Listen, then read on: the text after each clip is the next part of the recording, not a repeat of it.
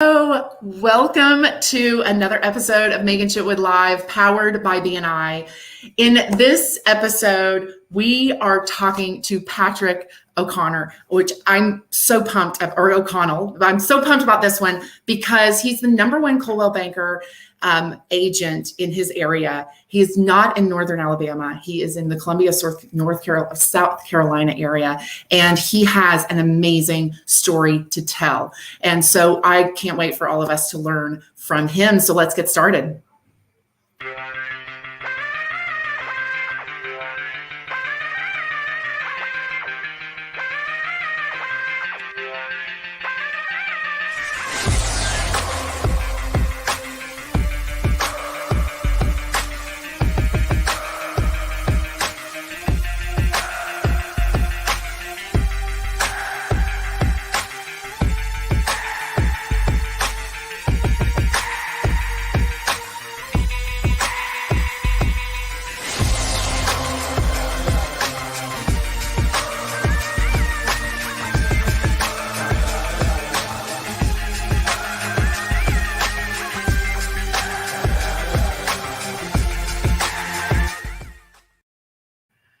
All right, so just remember, you can catch us every Friday at 10 a.m. Central on Facebook, YouTube, and Twitter. And also you can catch the replay on Instagram and also Facebook.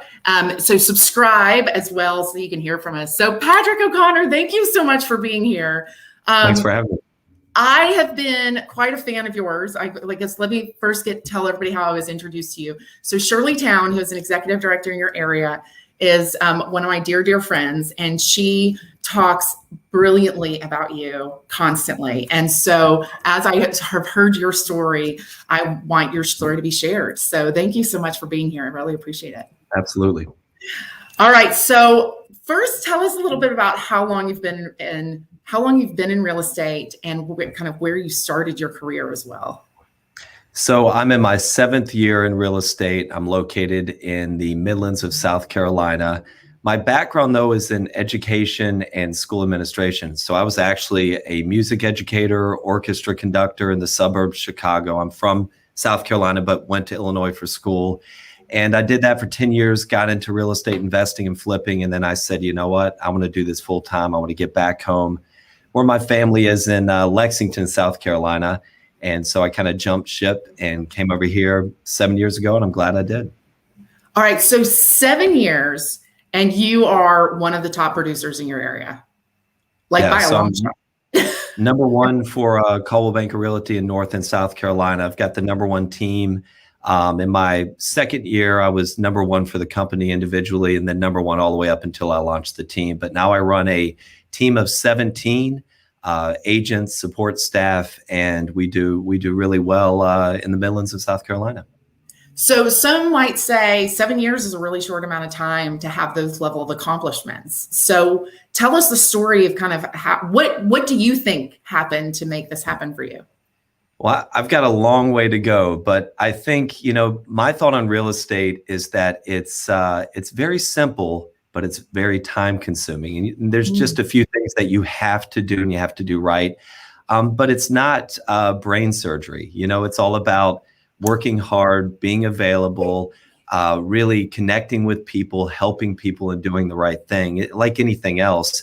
And I think if you do that enough and consistently and just work your butt off, of course, you're going to see success in anything. And that's kind of part of it. The other part of it is really bringing the right people around me. So it's never been just me. It's always been me and a lot of support. So, I have great support in the back end that I could not do this without. I've got a lot of people on the front end that are there with me every day, helping me do what I do. And so that's a big part of it.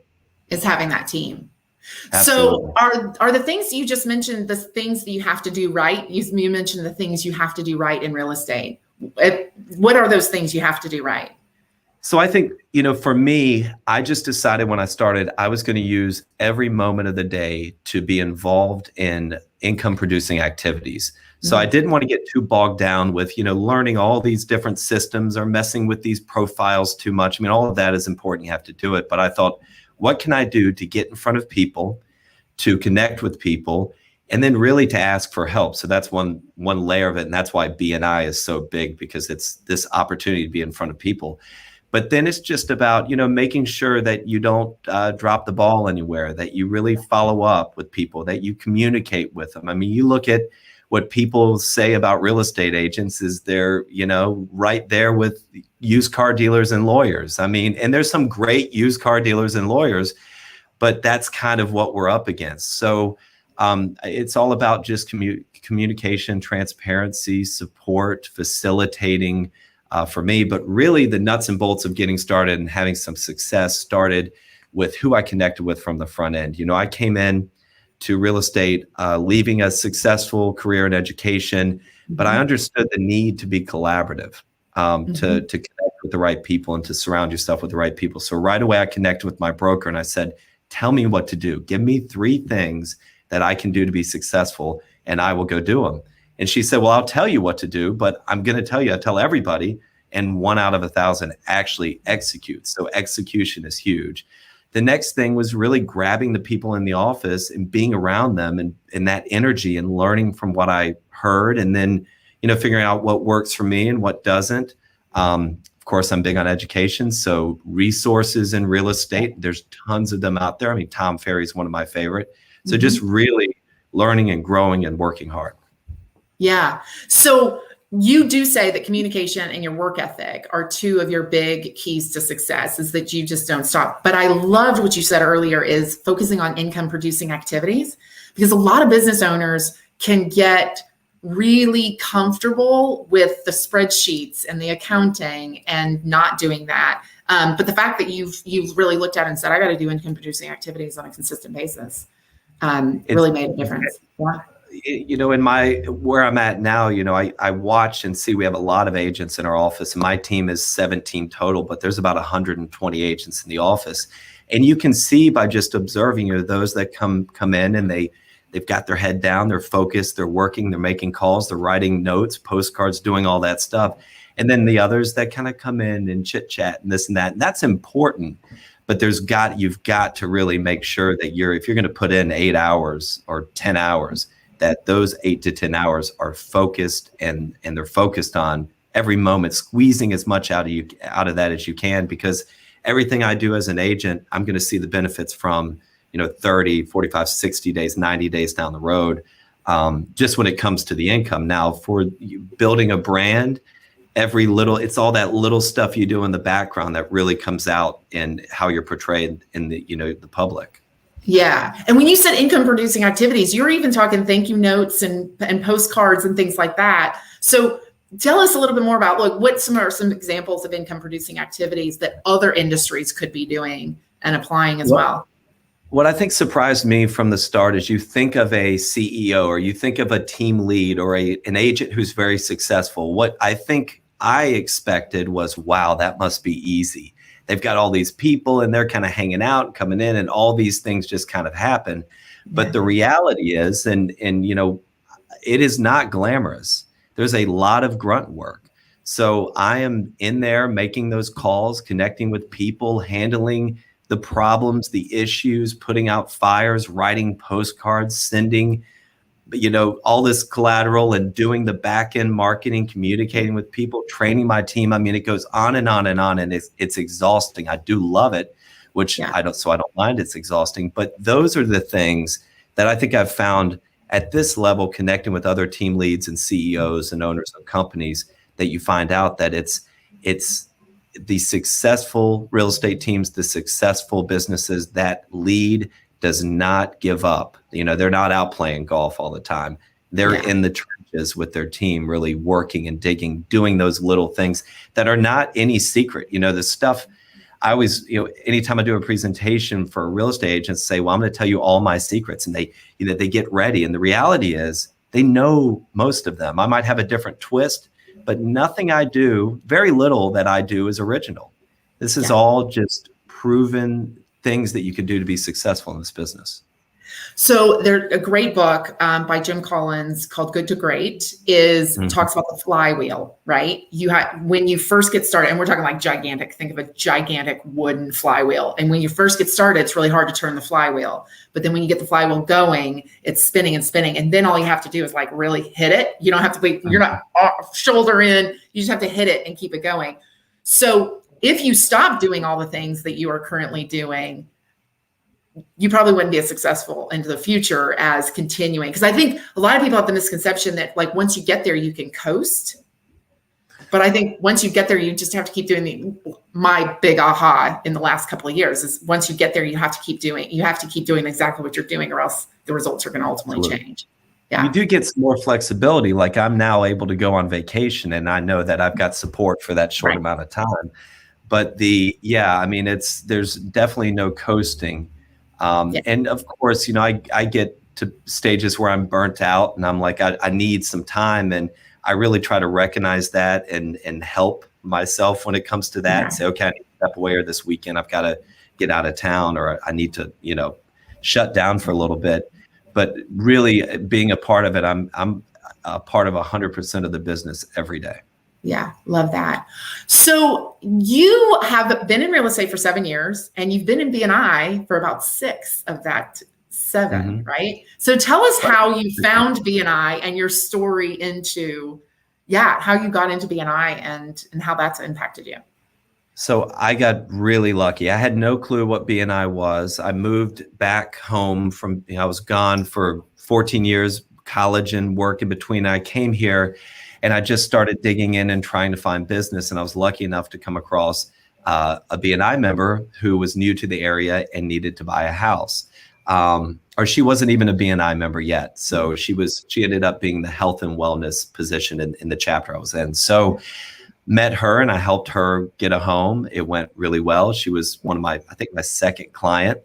And a couple of months later, she called me and she said, "Hey, we've got an opening. Would you be interested in B&I?" And I love this woman. I said, "Whatever. I don't know what B&I is or what you're inviting me to at 7:00 in the morning, but I'll be there." Yeah. And I showed up and immediately I recognized what it was. I'm used to a collaborative environment, being in education. I walked in, I was greeted, talking to all these people. They were all there to connect and it was genuine. I mean, that's one of the great things about the structure of B&I. It really does lend itself to a genuine experience if you plug in the correct way. And I fell in love. And I knew after that first meeting, I got really excited and then really anxious about, there's 9 other realtors in this room. I've been doing this for 6 months. How do I make this happen? So right away, I saw what it was. I got an idea of how business was handled in this whole, thank you for every aspect. So I was going to come back the second week. And between that meeting and the second meeting, I just dug in and tried to find as many referrals as I could for every member in there. So that's how I got in. I walked in on that second meeting. I think I had 22 referrals. So these were for everybody in the group. I wasn't even a member yet, but I said, I know I'm not a member, but I really want to be a part of this. And I've given 22 referrals and I just listed them out and jaws dropped. They were like, this is unbelievable. And the agents in the room, like they were like burying their hands in their head, like they saw what I was doing. And then they got up and just went on and on about how great their businesses are and how much they've sold and blah, blah, nobody cares. So I got lucky. I got into that group and it's just it's grown from there.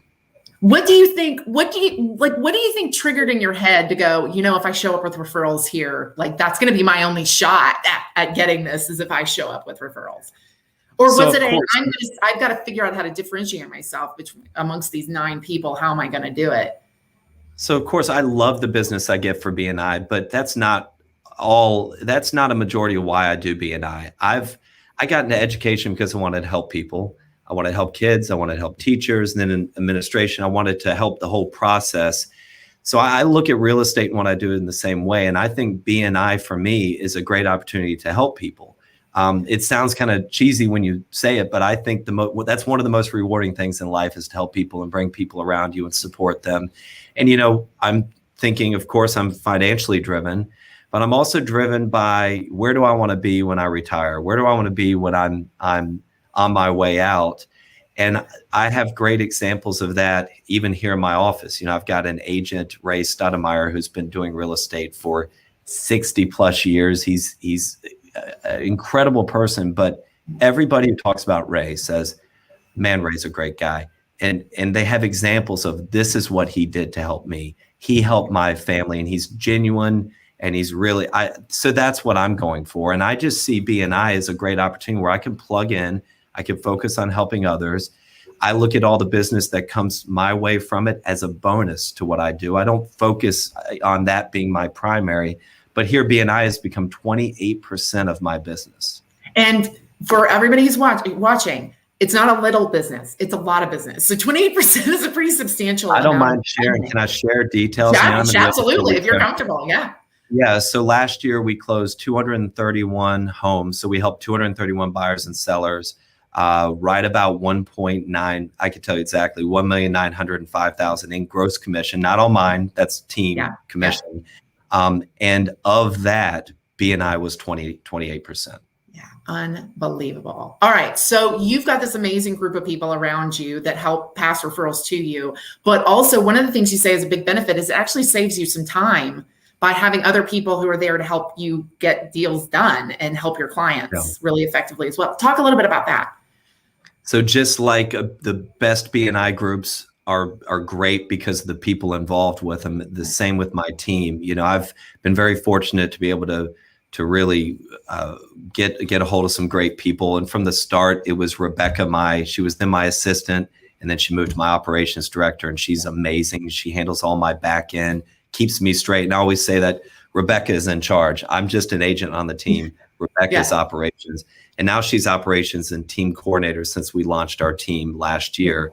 I have Hannah with me. She's my right-hand person. Also keeps me straight. I have a hard time remembering everything and getting everything done that I need to, but she keeps me in line. And then also where I can't be, she's there. So we work well together. I have a driver. Some people may think that's funny and interesting, but for me, it was all about being able to get home at the end of the day and get a little bit of a relief time so I can be around my family. And for me, that was being in the back of the car. We're in the car 4 to 8 hours, depending on the day. And I could be in the back of the car working, making calls, and not dangerous to myself and everybody else. And I've got, and then a group of agents around me they help buyers and sellers as well. My team is structured a little bit differently than most teams throughout the country.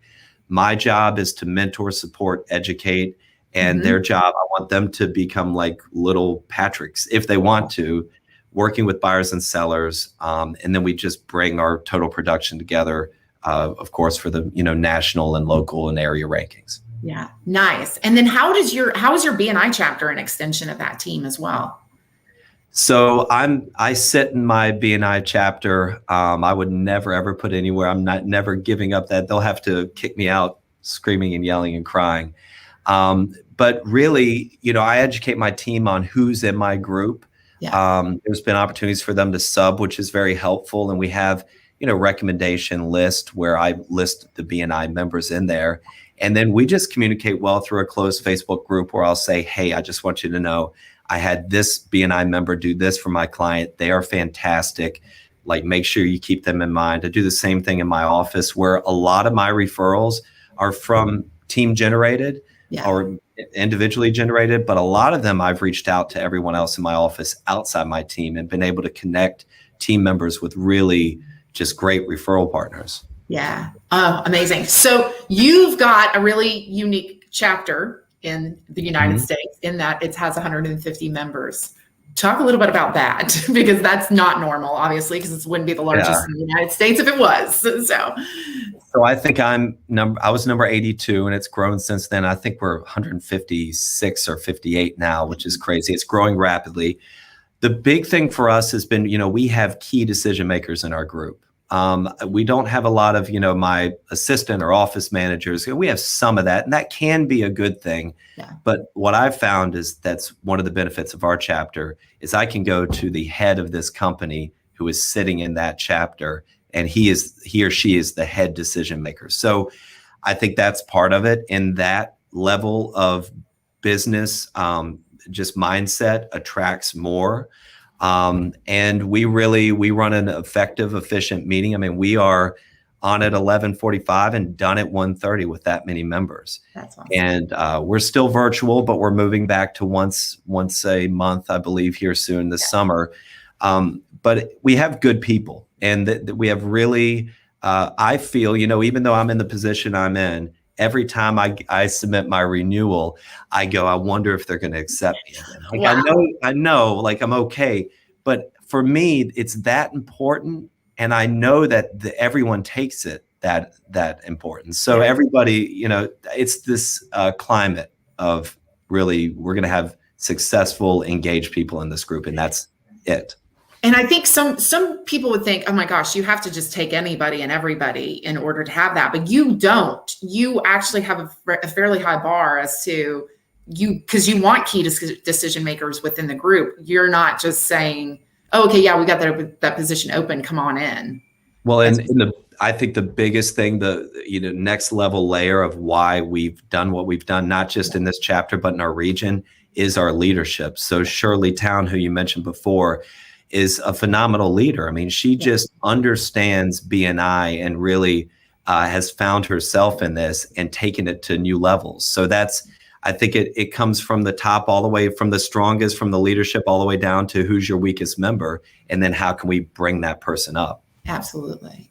So sometimes people think they might graduate from BNI or become too big. And I know you've already mentioned that you won't be leaving. So why would somebody as successful as you are want to continue to do it? So I think a lot of people, when I hear, oh, so-and-so is leaving, they're too busy. I go, well, I have a lot of thoughts, but my first thought is, well, they need to grow their business. That has nothing to do with BNI. And I think that's a little short-sighted. For me, BNI will always be a strong part of my business because of what it is, because of how it works and what it provides me and what I'm able to provide others.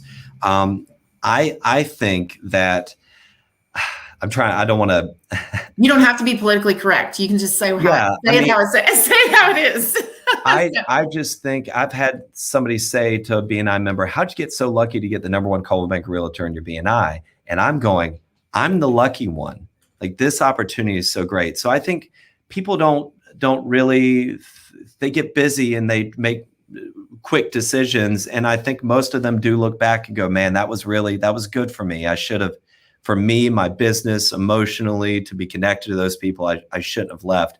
But it's not for everyone. I mean, in order to be an effective BNI member in our group, you have to be engaged. You have to be engaged to get to know and connect with 150 plus people. Yeah.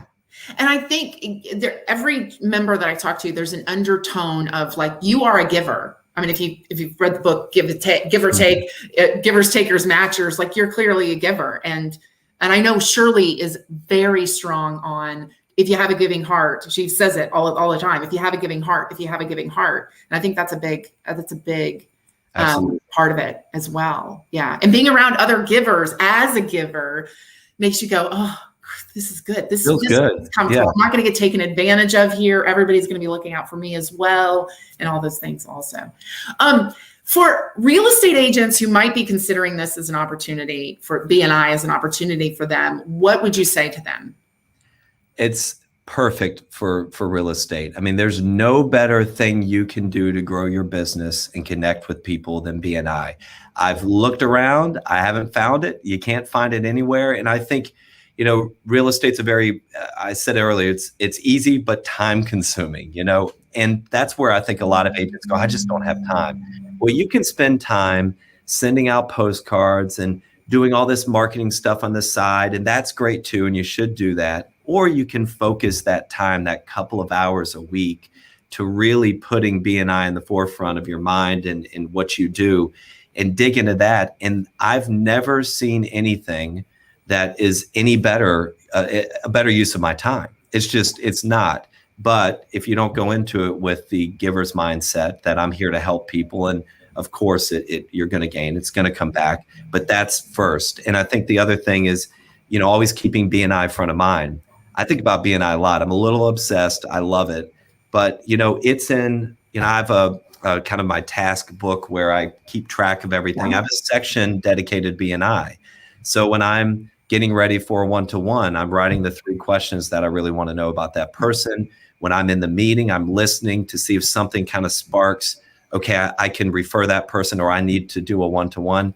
Because if you're just there and you're kind of half listening, but you're a little bit present, you're going to think something. And if you don't write it down, you don't remember it, it's going to go. It'll be gone, because we're all busy. We have a lot of stuff going on in our mind.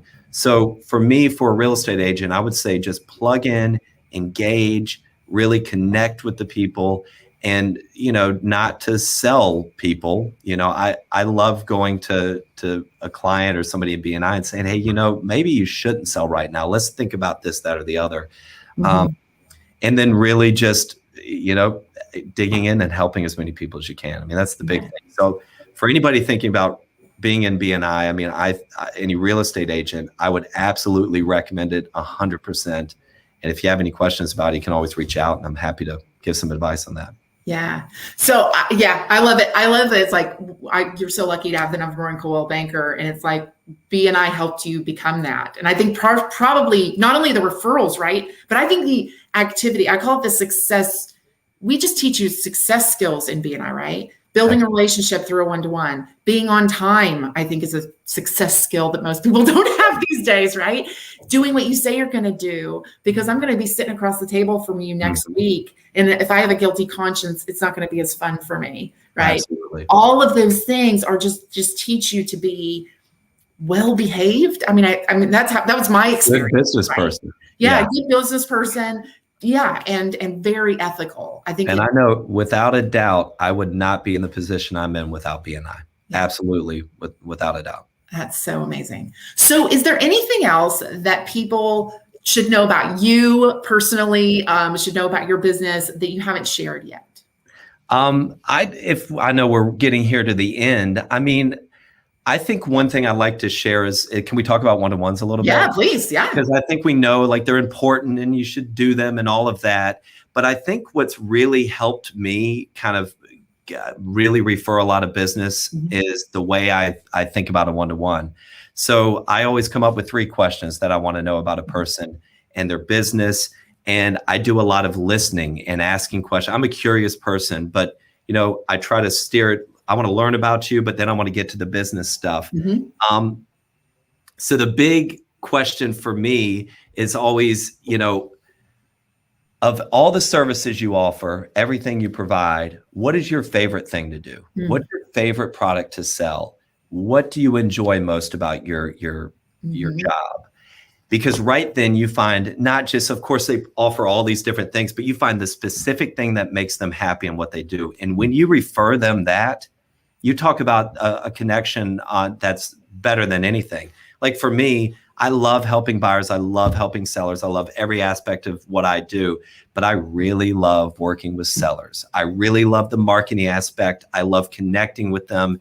I love doing the creative videos and the professional photos and the write-up and all the back-end marketing and then selling it and closing. I love that. So when somebody asks me, what do you really want? What's a really good referral for you? You never really want to say, well, I don't particularly like this, or I'd rather have this, but this is what I love. So finding that out and digging when you're in those one-to-ones to get that out of a person, I think is so valuable. I think also people get timid about asking for that, or even like, but we can help you get all of that. Like that is how you could spend 100% of your time if you let us know what that is, right? Absolutely. Yeah, but I love your take on if you can give, you just seem to take the thing and take it to the next level. Because you're like, okay, a relationship building opportunity for you would be to pass someone a referral. But I don't want to just pass you any referral. I want to pass you a referral that you love. Like that's taking it to like a whole new level of someone going, oh my gosh. And when Patrick gives me referrals, it's only ones that I absolutely love. The things makes you look even better, and obviously positions you in the spot that if anyone needs a house bought or sold, would come straight to you. Well, you mentioned help. I mean, on the flip side, I think if you personally, when you're in that one-to-one, if you need help, to not be worried about asking for it. Someone very early on in real estate, my broker said, look, don't be afraid to ask for help.